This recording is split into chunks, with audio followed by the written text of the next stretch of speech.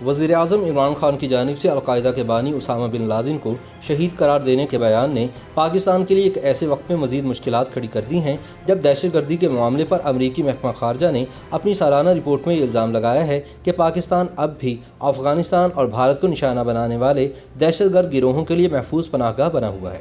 24 جون سن 2020 کو جاری ہونے والی امریکی رپورٹ برائے سن 2019 کے مطابق پاکستان نے امریکہ اور طالبان کے درمیان مذاکرات میں ایک مثبت کردار ادا کیا، لیکن پاکستان نے ابھی تک بھارت اور افغانستان کو نشانہ بنانے والے عسکریت پسند گروپوں کے خلاف کوئی ایسی فیصلہ کن کارروائی نہیں کی جس سے ان گروہوں کی کارروائیاں کرنے کی صلاحیت کمزور پڑے۔ رپورٹ میں خاص طور پر کہا گیا ہے کہ پاکستان نے افغان طالبان اور اس سے منسلک حقانی نیٹ ورک اور بھارت کے خلاف کارروائیاں کرنے والے گروپ لشکر طیبہ اور اس سے منسلک جیش محمد کو ملک میں پناہ دی ہے۔ رپورٹ میں کہا گیا ہے کہ پاکستان نے فروری سن 2019 میں بھارتی جموں و کشمیر میں سیکیورٹی فورسز کے قافلے پر حملے کے بعد دہشت گردوں کی مالی اعانت اور دہشت گردی کے واقعات روکنے کے حوالے سے چند اقدامات کیے ہیں۔ پاکستان کی جانب سے تشکیل دی گئی سال سن 2015 کی انسداد دہشت گردی کی قومی حکمت عملی کے بارے میں رپورٹ میں کہا گیا ہے کہ اس سلسلے میں تمام دہشت گرد تنظیموں کو بلا تفریق اور بلا تاخیر ختم کرنے سمیت پاکستان نے مشکل ترین پہلوؤں پر بھی ابھی کام مکمل نہیں کیا۔ اگرچہ پاکستانی حکام نے دسمبر میں لشکر طیبہ کے بانی حافظ سعید اور ان کے 12 ساتھیوں پر فرد جرم عائد کی، لیکن رپورٹ کے مطابق اب تک انہوں نے سن 2008 کے لشکر طیبہ کے ممبئی حملوں کے ماسٹر مائنڈ جیش محمد کے بانی مولانا مسعود اظہر اور ساجد میر کے خلاف کوئی عدالتی کارروائی نہیں کی۔ رپورٹ کے مطابق حکومتی تردیدوں کے باوجود خیال ظاہر کیا جاتا ہے کہ مسعود اظہر اور ساجد میر کو پاکستانی ریاست کی حفاظت حاصل ہے۔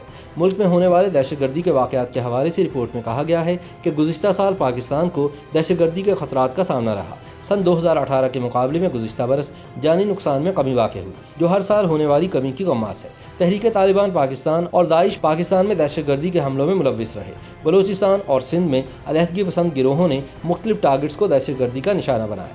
دہشت گردی کی مالی اعانت کی روک تھام کے لیے کام کرنے والی بین الاقوامی تنظیم فائنینشیل ایکشن ٹاسک فورس کے حوالے سے رپورٹ میں کہا گیا ہے کہ اکتوبر سن 2019 میں اس تنظیم نے اس معاملے پر پاکستان کی خامیوں پر تشویش کا اظہار کیا، لیکن ساتھ ہی یہ بھی کہا گیا کہ پاکستان نے اس سلسلے میں کچھ اچھے اقدامات کیے ہیں۔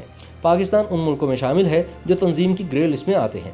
سال سن 2018 میں پاکستان کو سن 1998 کے بین الاقوامی مذہبی آزادی کے قانون کے تحت ایسے ممالک میں شمار کیا گیا جن کی صورتحال پر خاصی تشویش لاحق ہے۔ رپورٹ میں کہا گیا ہے کہ پرتشدد انتہا پسندی کو روکنے کے لیے پاکستانی حکومت 5 کیمپوں میں مذہبی تعلیم کی درستی کے ذریعے افراد کو انتہا پسندی سے دور رکھنے کی کوشش کر رہی ہے۔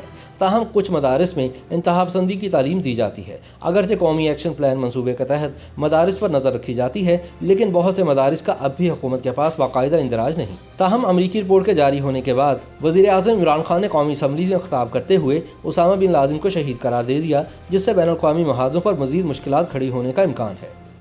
YouTube پر گوگلی نیوز دیکھنے کے لیے youtube.com کی سرچ بار میں googly news T V type کریں۔ گوگلی نیوز کے پیج پر سرخ رنگ کے سبسکرپشن والے بٹن پر کلک کرنا نہ بھولیے۔ YouTube پیج پر اپلوڈ ہونے والی ویڈیوز سے باخبر رہنے کے لیے بیل آئیکن پر کلک کیجیے۔ آپ کو ہر نئی ویڈیو کے بارے میں نوٹیفیکیشن موصول ہو جائے گا۔